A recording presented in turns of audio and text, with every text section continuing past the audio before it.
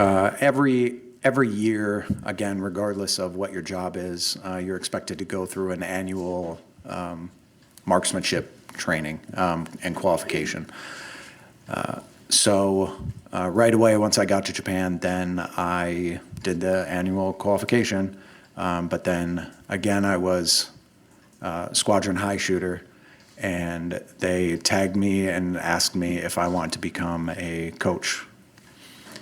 Why were you asked to become a coach? Again, really, it's I was just kind of tagged, like people noticed with me being the squadron high shooter. So because of your proficiency with firearms? Yes. What did you have to do to become a coach? So there's the combat marksmanship coach course. You go really beyond what you would normally go through, or the training or the qualification. You do much more, whether it's like just regular target practice, or you could be doing moving targets, yourself moving, but a lot more in detail. And then you're also taught specifically how to teach others. How did you do in the coach's course? So again, in the coach's course, I was again the highest shooter, and beating out. There's mainly a lot of other infantry Marines, but there's also specifically there's two Force Recon Marines there, which Force Recon that's it's basically like Navy SEALs or Army Rangers of the Marine Corps. So you outshot the Marine version of the Navy SEALs in the coach's course? Yes. After you took the coach's course, did you serve as a marksmanship coach? Yes, I did. How did you serve as a coach? Again, then at that point, I was a combat marksmanship coach. It was just called like a B billet, but it was secondary to my normal job. But I would then train other Marines in this annual qualification or whenever Marines need to qualify, and ended up teaching hundreds of Marines. And what did you teach hundreds of Marines to do? To perfect their shooting, their proficiency with a rifle or pistol. During your time in the military, can you estimate how often you discharged a weapon or how many times? Thousands, probably tens of thousands. And what did discharging a firearm tens of thousands of times do? And it gets instilled in you to where, like, I guess you could say you could do it in your sleep. It's just so ingrained in you that they really want you to do it with basically without conscious thought. Like it just, it's so drilled in you over and over.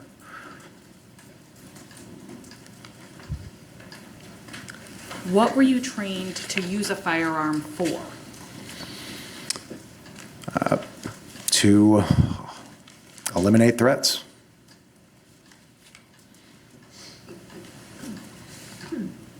Besides Japan, where else were you deployed?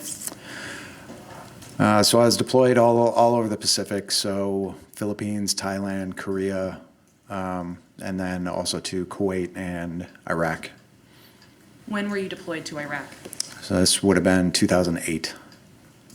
Where in Iraq were you stationed? There's a Marine base called Al-Assad.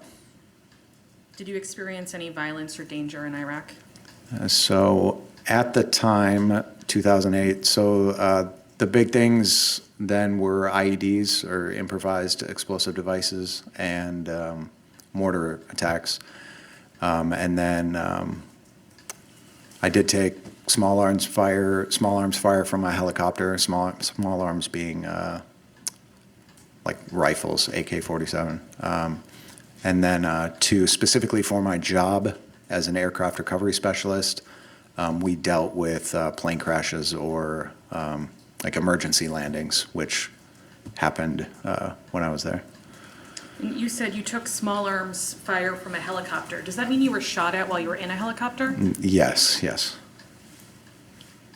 Did anything else traumatic happen while you were in Iraq? Yes, so I was back at sort of our home area. So when you're in Iraq, you're basically just working 24/7.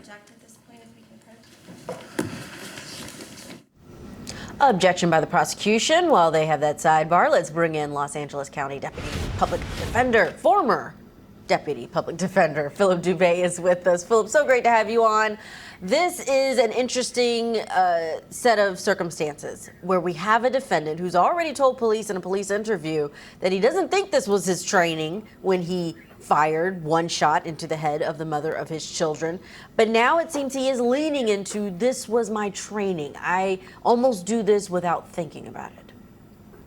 Yeah, well, he killed with military precision, like she was an enemy combatant, for Lord's sake. I mean, it was silly. One clean shot to the head took her out. It was so unnecessary. Why couldn't he have just fired a warning shot, or maybe in her direction and let it kind of graze past her, or maybe even in a non-fatal type organ like the leg or the foot? He didn't have to blow her head off, you know?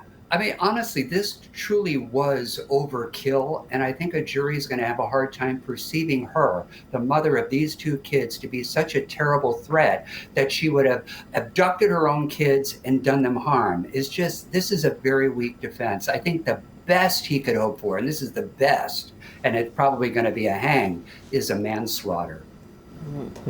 Yeah, I mean, he doesn't even need his gun. He could overpower her in 2 seconds. He can lock the door. He can do whatever he wants. You know, she doesn't have a car. Doesn't have a way out. Doesn't have a gun. He is unarmed. Exactly. I mean, there's a million other ways. All right, that sidebar's over. Let's go back in. Do you have PTSD? I do. Is your PTSD service connected? It is. How does your PTSD affect you? I have severe depression, specifically bouts of severe depression, which affects really just everyday life, but to include just everything, even from like maintaining jobs, stuff like that. And when did you start experiencing symptoms of your PTSD?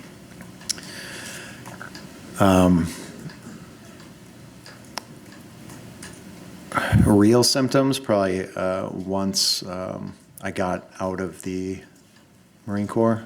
I guess, well, actually probably not. I guess I'll rephrase that. Immediately afterwards, I'm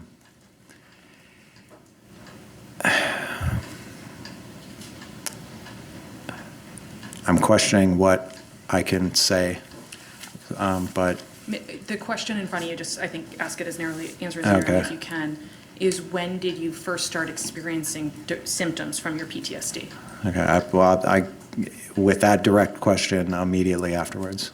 Immediately after you were discharged from the Marine Corps? Well, no, immediately after the event itself. Immediately after the event itself? Yes. And what year was that? 2008. That was while you were in Iraq? Yes. When did you get a diagnosis of PTSD? Officially, this would have been 2021 or 22. So after almost 15 years of experiencing symptoms? Yes, yes.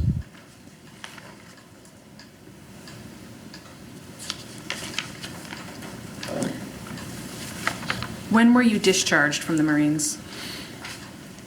So this would have been 2011. I was honorably discharged in 2011. You were honorably discharged at what rank? As a sergeant. After leaving the Marines, where did you move? I moved to Los Angeles, California, that's where I got my degree in audio engineering, and then I was almost immediately hired at Fox Sports as a post-production audio engineer.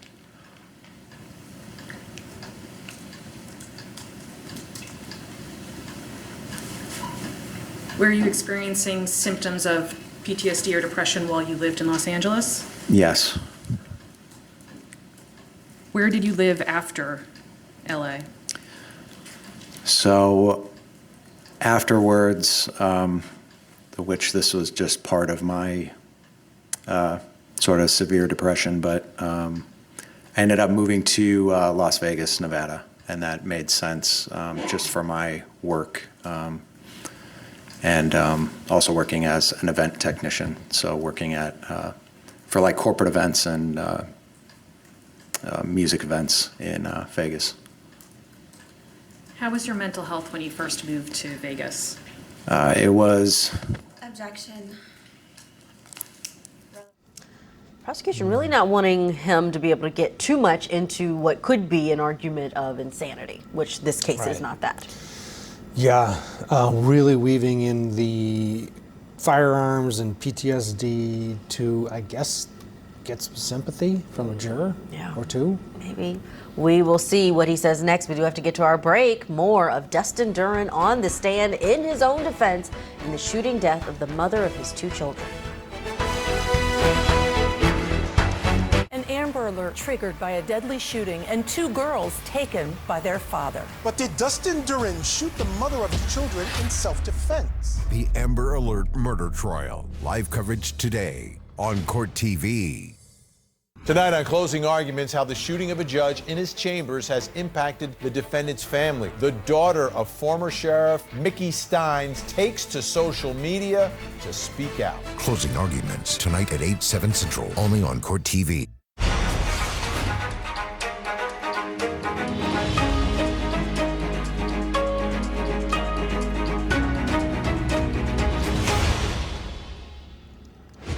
Let's get back to New Hampshire now. Dustin Duren, the defendant, is testifying for himself, trying to tell this jury basically his version of events of what happened when he shot and killed his girlfriend and the mother of his 2 children. And at the, we haven't got there yet. Right. He's He doing the hasn't full answered. setup with his PTSD and his military training, but at the end of the day, he's going to have to get to self-defense somehow. This is the second time that this jury is hearing from him because they heard from him during the police interview that he gave right after he was arrested, and he didn't really say self-defense or that he feared for his life. What will he say now on the stand? Let's pick it up right where we left off. Dustin, how was your mental health when you first moved to Vegas? It was extremely bad. So that was part of why my move happened, but it only got worse as I was there. And along with another traumatic event, that's when I had a suicide attempt. Were you hospitalized after your suicide attempt? Yes. Where did you go after was it a psychiatric hospitalization? Yes. Where did you go after your psychiatric hospitalization? So this was a little bit afterwards. My parents were trying to convince me to live with them, to come back to Minnesota and basically just try to take care of myself, take care of my health, and just be with family for a while. So it took a few months afterwards, but eventually I agreed and moved back to Minnesota, and this would have been November or December of 2018. You moved back to Minnesota in November or December 2018? Yes. When did you meet Caitlyn? So this was shortly afterwards, maybe about this, well, yeah, it would have been like 3 months later, February of 2019. Where did you meet? So it was at a bar, and I remember it specifically because the Super Bowl was on. Did you two start dating? Yes, probably about a week or 2 later. When did Caitlyn get pregnant?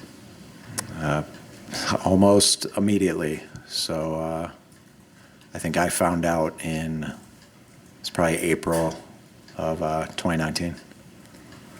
How did you feel when you found out that Caitlyn was pregnant?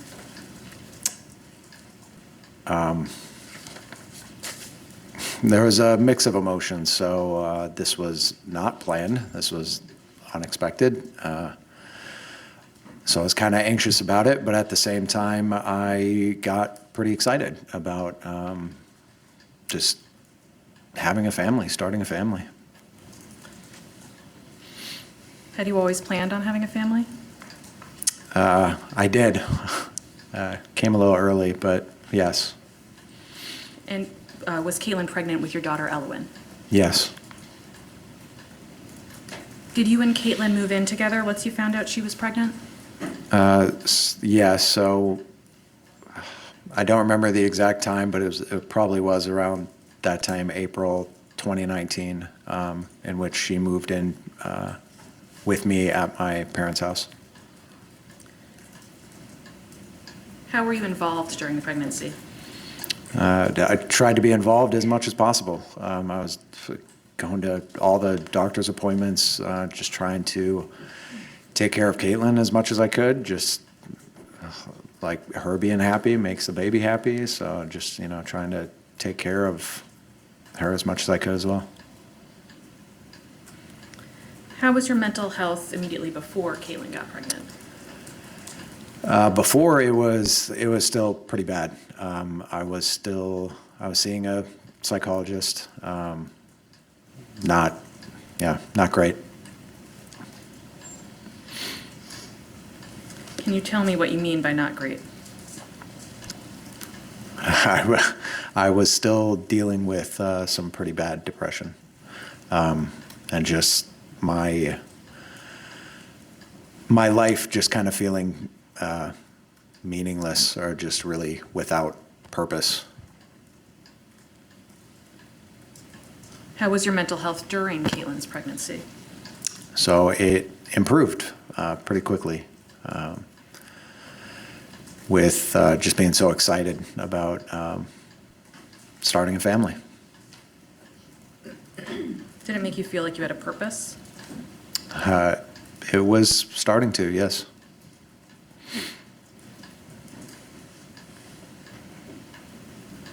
Tell us about the day that Elowyn was born. So it was December 2nd. So right away in the morning, Caitlyn woke me up and told me her water broke, and we went to the hospital. The labor was long. It was about 13 hours. But once Elowyn was born, she was placed on Caitlyn's chest, but immediately she was turning purple and wasn't breathing. So immediately I'm yelling at the nurses like, hey, something's seriously wrong here. They grab her, they take her to the side. They end up restarting, like she was started to breathe again. But then they ended up taking her to the NICU to where she ended up spending a week there. Everything was fine, but they were just doing that as a precaution. Where were you and Caitlyn while Elowyn was in the NICU? So for the most part, we were with her. So we didn't really want to. Obviously, we wanted to be with her all the time, and then we would sometimes try to get back to the house just to like shower or whatever, try to get some sleep, and but yeah, for the most part, in the NICU with her. Tell us what it felt like the first time that you held Elowyn. It was beautiful. This was, hey, I have my first child. It was amazing. When Elowyn was discharged from the hospital, where did the three of you go? We moved back with my parents at their house. And this was in Minnesota? Yes. How did it feel to take Elowyn home from the hospital? Objection, Your Honor. Overruled. How did it feel to take Elowyn home from the hospital? Again, amazing. Again, it was, I just felt so happy just having this family, just being together as this family. Did you spend a lot of time with Elowyn when she was an infant? All the time, as much as I could. always being by her side. I mean, whatever, just, I don't know, bassinets, is that what they're called? Wherever she was sleeping, wherever she was, I always wanted to be near her, just always being with her. She actually had this little, it was like a little unicorn handkerchief or blanket, I guess. But she always had it since she was born, and she would make these noises like goy goy when she had it, and that we ended up calling it goy goy, and she still has it today, and that's still what we call it, her goy goy. What did you like to do with Elowyn when she was an infant?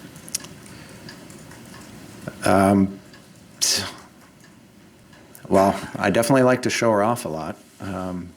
Just going to see different family, friends. Yeah.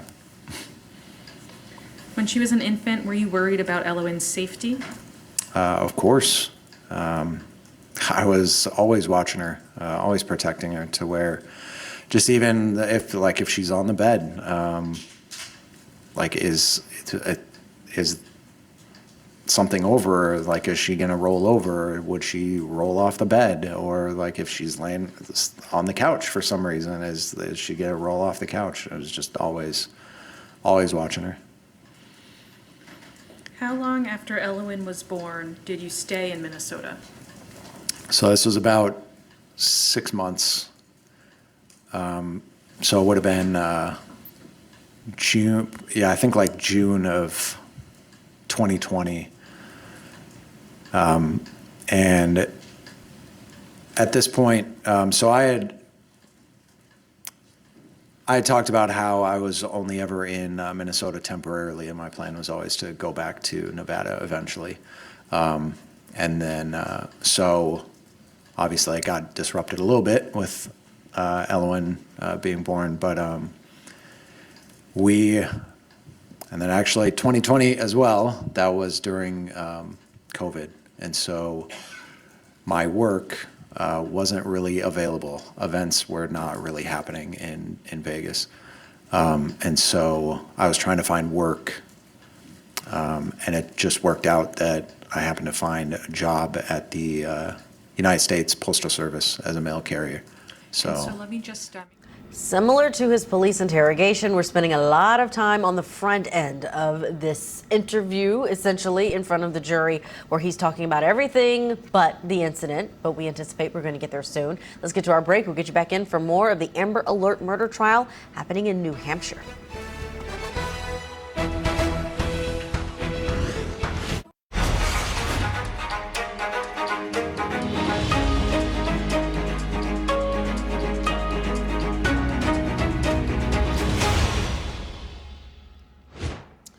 Welcome back to Court TV Live. We are listening to Dustin Duren tell the jury how great he is. He's the best marksman in town, a fantastic father. Best dad around. I wonder if he had one of them mugs. Best dad. Oh, he would be happy to have it, and that's certainly what he is telling the jury. Let's pick it up where we left off. There have been some objections when he tries to talk about his mental health, but let's go back in. He is describing his life as a new father. So you said you left Minnesota in June of 2020. Yes. Is that when you moved to Vegas? yes, that's when I moved to Vegas. And you moved there because of a job with USPS? Yes. Did Caitlyn and Elowyn also move to Vegas? Yes. Were you looking for USPS for a long time? Working for them, no. So once we moved there, this had a lot to do with how much a mail carrier specifically in Vegas was working at the time during the pandemic, to where there was a lot of work, working long hours, like easily over like 12 hours, probably 6 days a week. And my depression started coming back. I think a lot of it had to do with just me not being around Elowyn and Caitlyn. So I ended up quitting that around October, November 2020. I'm going to ask you a little bit about your first Christmas in Vegas. Was Caitlyn there? No. Where had Caitlyn gone? She flew back to Minnesota. Did she take Elowyn with her? No. Who was in Vegas with you? So it was just me and Elowyn. How was your and Elowyn's first Christmas in Vegas? This was, again, to where my depression was coming back, and really that first morning, all I had was just this little Christmas tree is probably about a foot tall, and then just a couple presents. And I was really starting to feel just sort of worthless again, like almost like I didn't deserve her. I couldn't provide for her, didn't deserve her. And do you mean Elowyn? You were starting to feel like you Elowyn, deserved yes. And but she was so happy, and her just how happy she was, that became really just the most pivotal moment in my life. With everything I'd done, everything just paled in comparison to that moment of just, she became my everything, my life. And from that moment on, she was my purpose, my meaning in life. Tell us about what Elowyn was like as a toddler. Always happy, always run around, always learning.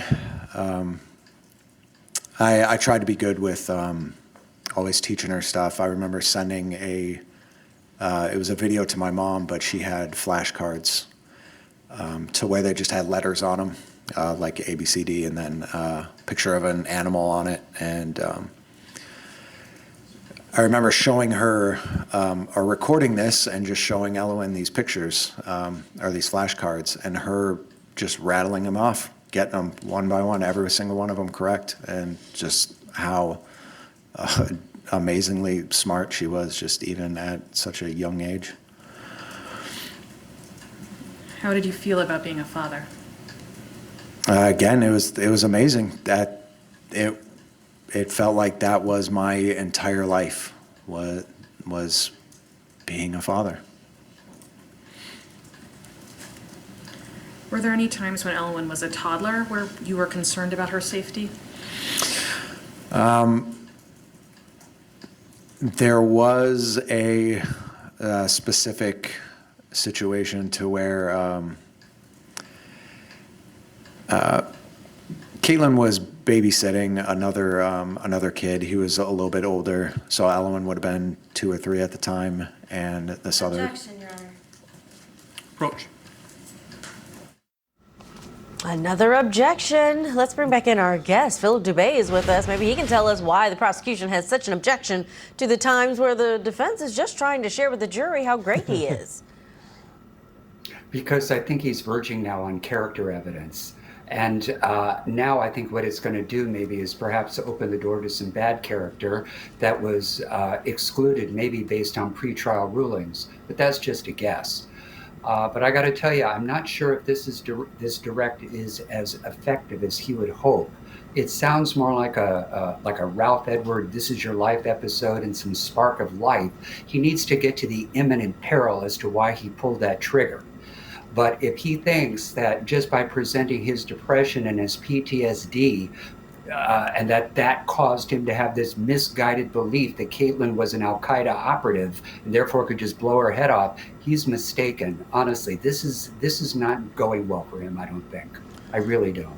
I think the objection there was just when he was getting into his story about the one time that, yes, he was fearful for Elowyn. Of course, we knew where this was going.